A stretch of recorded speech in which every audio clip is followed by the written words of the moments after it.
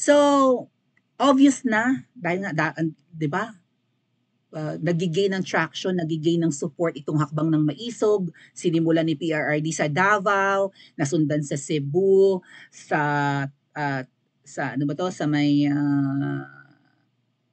Negros, somewhere in Negros. And then in Tagum, di ba? Sana sa Bulacan, naharang nga lang. Ngayon, may hakbang ng maisog sa New York, hakbang ng maisog in Japan, katatapos lang. So, unti-unting nabubulgar na nawawala ng supporter si Kuting at unti-unting nakikita ng mga Pilipino na bulok ang kanyang pamumuno dahil ang dami ng pumupuno at nagsasalita. Sino lang ba ang nagsimula niyan? Si Miss Maharlika. Well, ang unang pumuna actually technically kay Kuting mga ate at kuya ay si Senadora Amy, right? May parang kinontra si Senadora Amy no na proyekto ni Kuting, something like that. And then parang may mga gustong programa si Senadora Amy no na hinarang ni Butod, mga ganon. Basta pumupuna si Senadora Amy sa sugar fiasco at kung ano-ano pa mga pinunan maybe sa problema sa bigas, ganyan sa farmers, pinupunan ng Senadora Amy. Pero kung ikukumpara nyo yung naging journey ni Miss Maharlika at journey so far ni Miss Maharlika sa pagpuna kay Kuting, grabe na yung mga pasabog ni Miss Maharlika, partida walang posisyon sa gobyerno yan. Mas may tiwala ang mga puting ahas kay Miss Maharlika kaysa sa Philippine media, sa TV networks ng Pilipinas, ng mga higante, and even kay Senadora Amy. Although pumupuna-puna, hindi tayo kontento kasi syempre nandun pa, blood is thicker than water, sabi nga, di ba? Kapatid niya yun eh. Kahit na alam niya ang katotohanan, alam niya ang baho, alam niya ang kabulukan, siya ay mambabatas, naiintindihan niya kung ano ang palpak at hindi, di ba? Si Miss Maharlika naman on the other hand, ang matinding kalaban ni Ahas at ni Kuting. And ngayon, ayan na may mga hakbang na ng maisog. Si Miss Maharlika ay kahit paano isa sa mga kilalang political blogger and vlogger. Even sinabanat bayan yung mga maraming followers, ang kay Jan milyones ang followers. Pero number one sa lahat, no, at di kalibreng political vlogger, si Taning. But what happened to Taning? Nasaan ka na? Bakit ginive up mo na ang pagbablog? Ikaw ang tinitingala ng mga Pilipino, ang dai mong matatalinong followers and up to until now, bulag sila. Matatalinong followers mo pero kaya mong buyuhin. Ang palusot po ni Taning ay mas nag-a-advance daw ang technology kaya tumututok siya ngayon sa technology kaysa sa politics. Utuin mo ang mga followers mo kahit matatalino ay baw pa rin sa'yo, lokohin mo ang sarili mo, Taning. Huwag kami. Ano ang ginagawa mo sa UK? Wala kang trabaho. Kung may trabaho ka dyan, syempre may makakakilala sa'yo. Employed ba si Taning sa ganitong company, sa ganitong building, or what? O sa ganitong district, ganon? Employed ba si Taning dito sa London? Hindi natin nakikita pumapasok sa isang building dito or sa trabaho. Kaya ni Taning mamuhay sa UK na apakamahal naman ng cost of living at kaya niyang mag-aral. Saan siya kumukuha ng finances? Pero syempre, binulgar ni Miss Sasya na si Taning noon pag nagla-live, hundreds of thousands ang kinikita. Mapapasana all na lang talaga kaming mga tumaw vloggers. Isang oras mong yaw-yaw, si Taning ngayon, minsan 45 minutes lang, 30 minutes. Hundreds of thousands ang kinikita. Sana all. Right? Kasi parehong platform na kumikita si Taning. 2 million ang followers niya sa Facebook and almost 500,000 sa YouTube. So pareho kumikita yan kapag sabay niyang nila-live, no? Yung sabay siyang nagla-live sa parehong platforms. May mga nagpapakulay. Maraming nagmamahal kay Taning.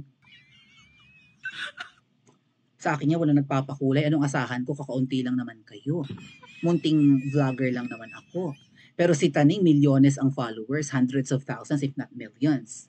Sipin nyo yung mga pakulay nyo na yan na $10, $10, $5. Kung generous, $20. Tapos milyones or libo-libo kayong nanonood sa live. Ay talagang nagkakamal si Taning ng maraming pera. But then again, mga ate at kuya, ang resources natin scarce according to Economics 101. Ang ating pinagkukunan ay limited. Scarce pa rin yan. Kukulangin eventually. Kahit hundreds of thousands ang kinikita ni Taning sa pagla-live sa YouTube and Facebook, mauubos at mauubos yan. Hindi natatapos ang ating gastusin, pero tapos ang karir ni Taning, tapos ang kanyang political vlogging. Tumigil ka, kahit may ipon kang 10 million, 20 million, mauubos yan. Ang laki ng bayad sa 'di ba, sa accommodation. Ano ba, may property ba si Taning sa London or sa UK? May bahay ba yan? May real estate ba yan? Whatever. Or nagre-rent lang siya. Or maybe ang property ni Nakuting siya ang nagbabantay. Ngayon, kung bahay ni Nakuting at ahas ang kanyang tinitirhan, ano kaya ang laman? Kasi one time si Taning bumalik ng UK from the Philippines, ang bitbit 100 kilograms of what? Iba ang klima sa UK, iba ang klima sa Pinas. Alangang dito siya bumili ng kanyang mga winter clothes. At nakabigat yun ng kanyang bagahe. Ano ang bitbit niya? Alangang mga danggit, mga tuyo, mga durian, piyaya, pasalubong. Sabi ko nga sa inyo, si Taning anti-social, hindi naman marunong makipagkaibigan yan, hindi tumatagal ang kaibigan yan. Ang mga pwedeng maging kaibigan yan, mga naggagamitan lang sila. Friends with benefits. Either physically or whatever, financially. Gamitan lang, walang tumagal na kaibigan si Taning. Tingnan niyo si Pebbles, si Miss Sass at kung sino-sino pa. Si Miss Maharlika ba naging kaibigan niya? Hindi, si Miss Mocha naging kaibigan niya, di ba? O, walang tumatagal na kaibigan kasi anti-social yan si Taning. Ngayon may update. Tingnan natin. Ano ba tong mga hinahanas-hanas ni Pebbles about Taning ngayon? Na curious Akems. Sabay-sabay nating basahin.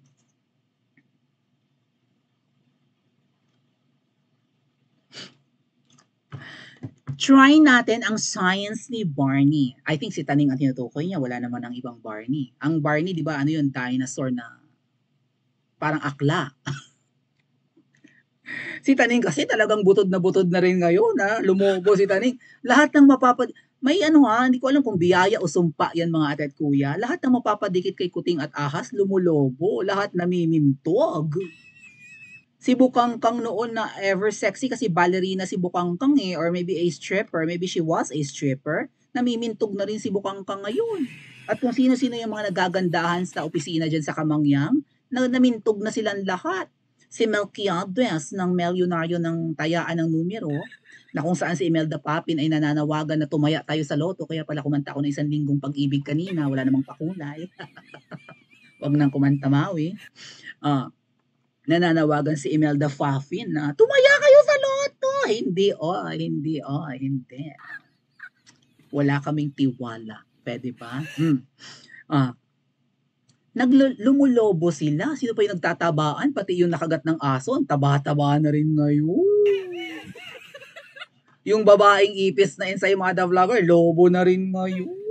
Si Taning namimintog na rin. Lalong panas na panas ang mukha, kintaban pa. So, ang sabi ni Pebbles, try natin ang science ni Barney, medyo magdudunong-dunungan ako kasi parang forte na ni Taning ngayon ang science. Okay, akala ko ba mathematician ka, Taning? Bakit may mga pa-AI ka na ngayon, ha? Technology not science kasi nag-a-advance nga raw. Huwag mo na kami lokohin. Siyempre, nag-a-advance ang science at technology. Kung ang cellphone natin dati analog, di keypad, ngayon touchscreen na. Magulat ka ang cellphone natin lumilipad na sa mga susunod na taon. Why not? May mga drones na nga ngayon eh. Tama, mga tat kuya? Nagsimula ka as vlogger. Sabihin na natin na kumikita ka ng 500k a month. Oh my God. Actually, baka nga hindi 500k a month eh.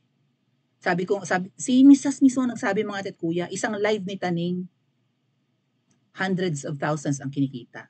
Siguro pag inipon na. Kasi naging admin ni Sass si Taning sa kanyang social media. If not moderator.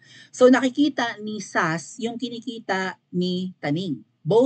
On both platforms or on multiple platforms. Maybe he's earning on Insta and on X or Twitter. Yung Twitter dati. Malay natin.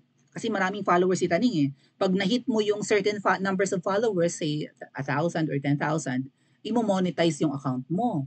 Kasi syempre marami nakasubaybay sa'yo, may mag-a-advertise dyan, may maglalagay ng ads. Diyan kumikita ang YouTube and Facebook and maybe Instagram, TikTok, and yung dating Twitter, yung X ngayon.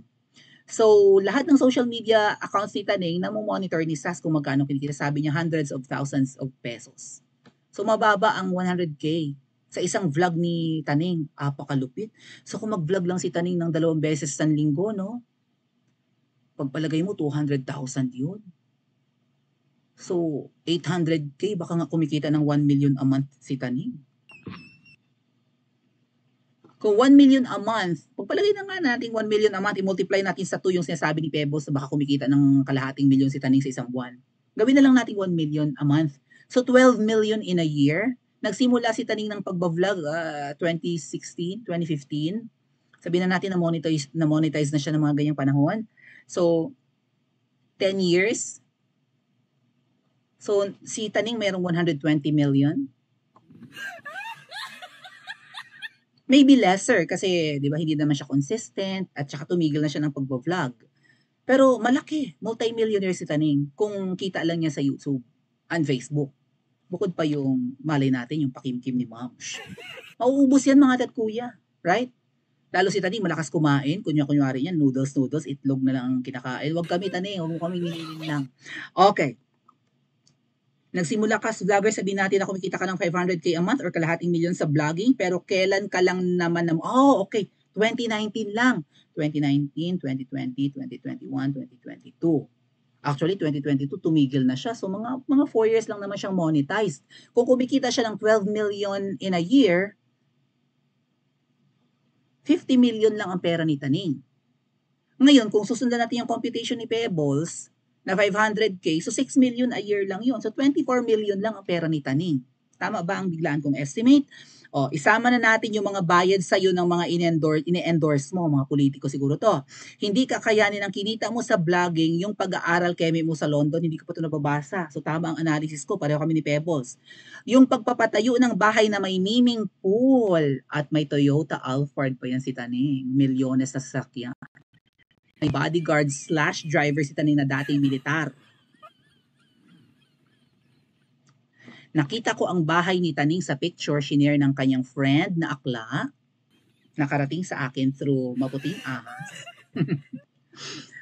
Na ang bahay ni Taning na may swimming pool ay hindi lang swimming pool ang meron. May garden, may vegetation and whatnot, at saka may pa-windmill. Tama ba Taning? Bakit may pa-windmill ang iyong property sa Bulacan?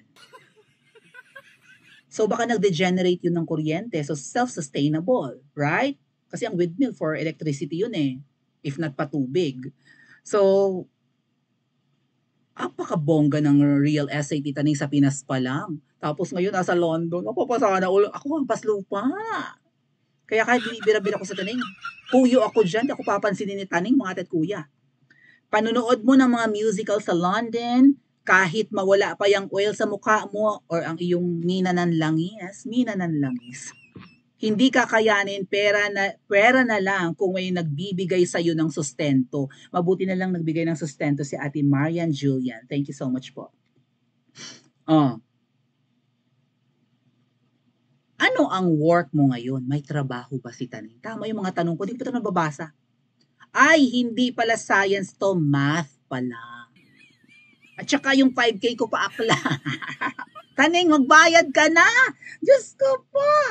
Ganito pala ang limpak-limpak na pera ni Taning bilang vlogger. Kahit na siya 4 years na monetize, pwede siyang merong 24 million sa kalahating milyon niyang kinikita taon-taon. At sabi ko nga, baka kumikita pa to ng 1 million a month, so mga 12 million a year, and that's 50 million for 4 years monetization era ni Taning.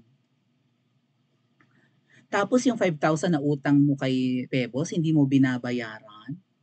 Ang kunat mo naman. So saan kaya kumukuha si Taning ng pera? Bakit parang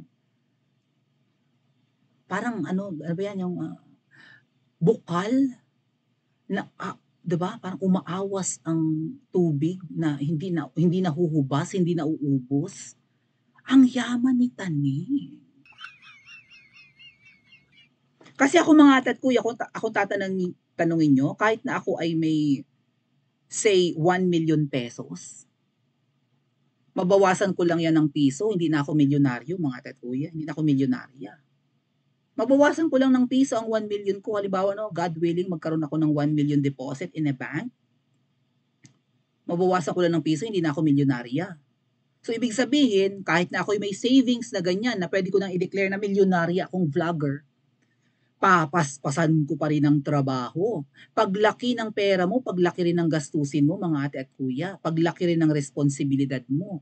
Maybe pag umabot ako sa point na yan, baka mamaya may video editor na ako, may personal assistant na ako, baka, di ba? May taga video, may videographer na ako, may taga-edit na ng vlogs ko, may taga-research na ako ng topics, may pasosweldohan na ako. Kasi syempre milyonarya na ako, dapat hayahay na ang buhay ko. May tagahugas na ako ng pinggan, may tagalinis na ako ng bahay. Right? Milyonarya na ako eh. Hindi na pwede yung dati kong lifestyle ngayon. Oh. So si Taning may ewan ko kung nagbabayad siya ng buwis. May mga real estates, may mga properties. Sino yung maglilinis ng kanyang bahay habang wala siya sa Bulacan? Yung tinirhan niyang property sa Benguet. Di ba tumira ng Benguet yan? Property yata yun ni Smugs. Yung kanyang sasakyan dito sa Pilipinas, sino ang, alangan hindi niya pasweldohan ng driver at mechanic niya noon, 'di ba? So paglaki ng pera mo, pagdami rin ng iyong expenses. At kailangan mong i-maintain yan. Si Taning walang trabaho. So ang tanong, saan ang gagaling ang yaman niya? Kasi he's bragging. He's a multi-millionaire. Kaya mong mag-aral, mga ate at kuya, nang wala kang ibang source of income?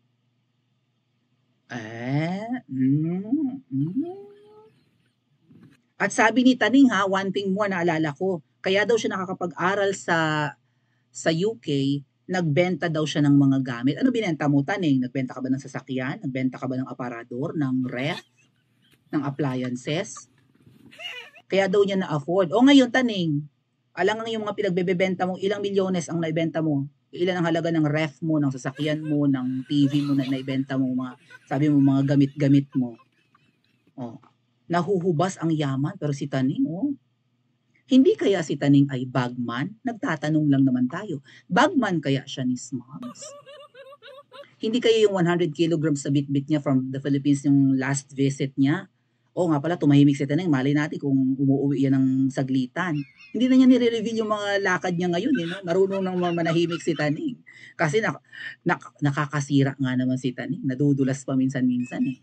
Maybe yan yung reason kung bakit hindi siya nagbablog, hindi siya nagpo-post ng screenshot ng convo nila ni Sandro, hindi na siya nagpo-post ng picture na kasama niya si Kuting at si Smugs.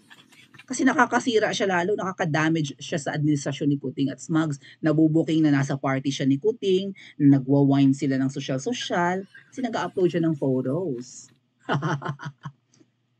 So far sa tingin ko, close pa rin si Taning at sa mag-asawa na yan. May pakinabang kaya siya sa mag-asawa? Bakit hindi niya tinutulungang di ba, ipaglaban at punahin yung mga humahakbang ng maisog na kritiko ngayon ng mag-asawa? Bakit siya tahimik? Di ba? Napaka-misteryoso. Pa-comment ka po sa comment section at mag-like and subscribe din po kayo. Ang inyong mga